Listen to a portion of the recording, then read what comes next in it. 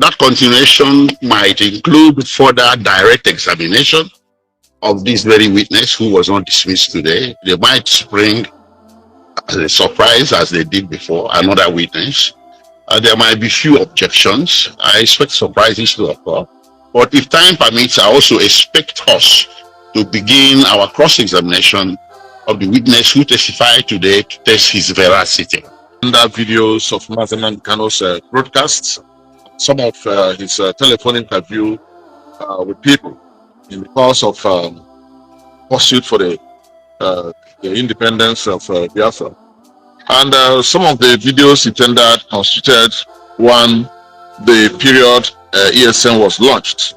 Do you know how many people that have lost their life because Nnamdi Kanu has been detained in the East? Do you know how the crisis and everything, those lives will have been saved? The High Court in Abuja yesterday heard how the leader of the indigenous people of Biafra, IPOB, Nnamdi Kanu, admitted operating an illegal radio station and inciting the public to attack public officers. What do you think about this? Yes, depending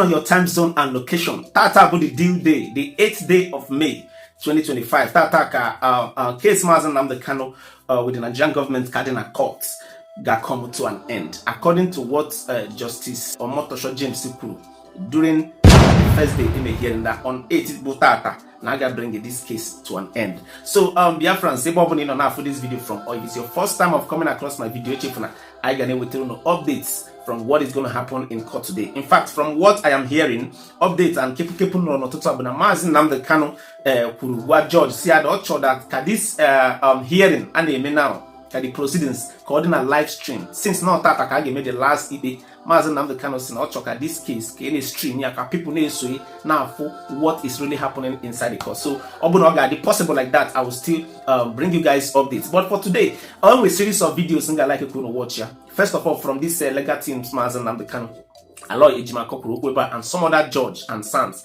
that is actually standing for Mazen Nnamdi Kanu. I want you to watch this video. Then you watch to see this video. Then in place an interview Vanguard News made yesterday. Kono know the reactions of people.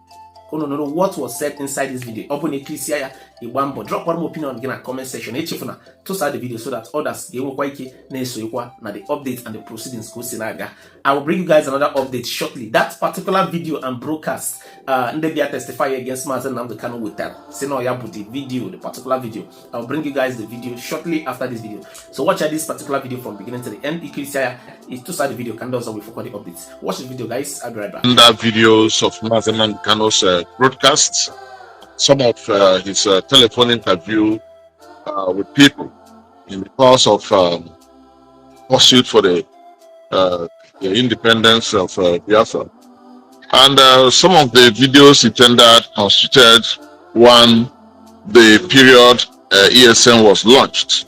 And it's critical at this point that we mention that he stated vividly in that video that ESN is not a military arm of IPOB, but a vigilante group in the line with Amotekun and other vigilante services that are operational within the country called Nigeria. He also tendered video evidence where Mazen Nnamdi Kanu was expressing the disappointment he felt with respect to the allowance of the terrorist organizations from the Sahel into Yoruba regions and into some parts of Nigeria. He tendered also conversations between Mazen Nnamdi Kanu and other people where in a question and answer section interview, part of the interview they tendered allegedly is his interview during the NSAS protests. So those are some of the interviews, videos that they played in court, and we listened to it. The defendant, the witness has not finished giving evidence. He's most likely going to finish tomorrow. So having tendered the statements and the videos, the prosecution sought for an adjournment, which the court granted. We don't have objection to that. The court granted it, and we are hoping that by tomorrow the interview, examination in chief should end to give us time to now cross-examine the gentleman who came to give that evidence. So that is where we are. we thank God for everything. We're also happy with all the videos that were played. You know, we are happy with all the videos that were played. Don't worry, those videos constitute shows a lot of things. You know that Northern Kano may not really be who or what the federal government thinks he is. So that is just a brief summary of all that transpired in court today. All right. Yes. Yeah. Thank you very much, Barrister Ejimako. Could you tell us, in the light of this, what are we to expect tomorrow? Well, tomorrow is for continuation of hearing. That continuation might include further direct examination of this very witness who was not dismissed today. They might spring as a surprise, as they did before, another witness. There might be few objections. I expect surprises to occur. But if time permits, I also expect us to begin our cross-examination of the witness who testified today to test his veracity, and to also formalize the objections we raised on the record today against some of the videos and audios that were introduced into evidence today. All right. Okay, we look forward to tomorrow then. Yeah, we look forward to tomorrow. Thank you. Thank you very much. Thank you. God bless you. God bless freedom fighters all over the world. Do you know how many people that have lost their life because Nnamdi Kanu has been detained in the East? Do you know how the crisis and everything? Those lives will have been saved. High Court in Abuja yesterday heard how the leader of the indigenous people of Biafra, IPOB, Nnamdi Kanu, admitted operating an illegal radio station and inciting the public to attack public officers. What do you think about this? His admission. That is the part. It's even linked with the issue of security we are talking. Any problem you can solve politically, please solve it. This country is having more than enough problem. Nnamdi Kanu and the East, Southeastern, I have given direction on how it can be solved politically. In fact, publish strategy of resolving Southeast problem and take it off from all this going up and down, the Nnamdi Kanu and federal government and everything. Resolve the problem. You will be solving enough security challenges if you go political way to broker peace, and then let everyone embrace peace. And I'm talking of peace that is rooted in justice, particularly social justice, so that people understand that we have a country that is called Nigeria. But when you put a particular part of a country on the wedge of non-commitment to nationalism, you have yourself to blame for it. Nigerians, you can't be opening crisis and violence on all direction, firing in your cylinders. You must have a way. The one that you have to fight physically, you fight physically. The one you have to resolve through consensus building, through reconciliation, through give and take. Then you resolve that, and then you narrow the space of your insecurity. But we are not committed to anything. What is going to be the outcome?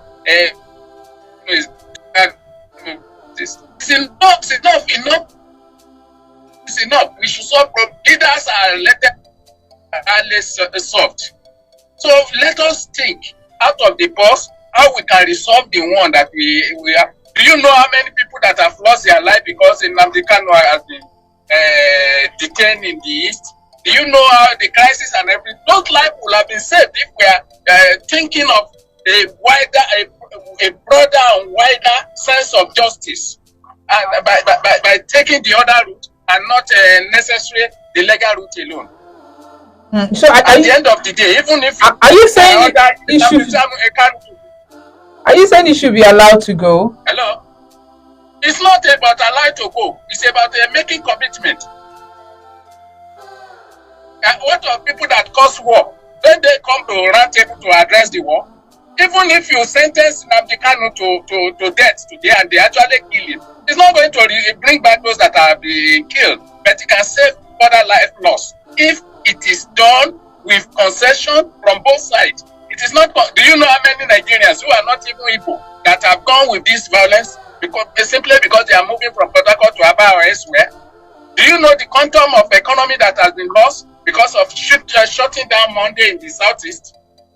So you are going to weigh your option as a table. And I want to ask you a question now. How many of the Boko Haram people have been brought to book? How many are in court now? Those that are killing every day, and yet you are doing nothing about that. And you can't stop it. And you can't protect or defend Nigeria. So I don't give a damn of what becomes of Nnamdi Kanu in the end. But what I give damn of is what becomes ordinary people that did not commit any sin, but that have to die because of indiscretion of what to do about the particular situation, a crisis situation. So that is my concern. It's not about Nnamdi Kanu. It's about other Nigerians that are recklessly being killed, recklessly being denied their means of livelihood, or even attending to their businesses in the southeast part of Nigeria, another part of Nigeria. So it's not even about him. Personally, I don't like his approach. I don't like him and everything. But you have to juxtapose it with everything that is going on in Nigeria. Which one have they solved now?